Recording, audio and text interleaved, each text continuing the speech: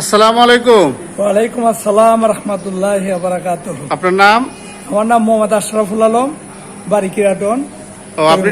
আপনি এখানে কোথায় আসছিলেন?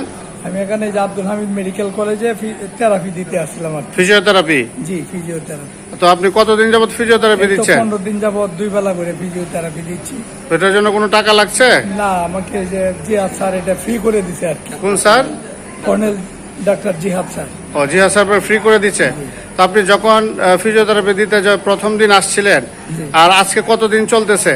আজকে 17 দিন চলতেছে। 17 দিন। এখনো কি ফ্রি পাচ্ছেন? জি, এখনো ফ্রি। তো এখন আগে যে 17 দিন আগের অবস্থা আর এখনের অবস্থাটা আপনার কাছে কেমন মনে হচ্ছে? 17 দিন আগের তুলনায় আমার অবস্থা এখন অনেকটা ভালোই আর কি। আপনার কোন পায়ে মূলত কোন পায়ে সমস্যাটা ছিল? ডান পায়ে।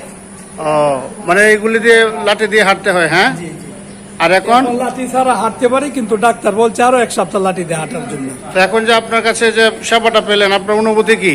যে আমি অত্যন্ত খুশি এবং এই প্রতিষ্ঠানের উত্তরোত্তর উন্নতি আমি কামনা করি।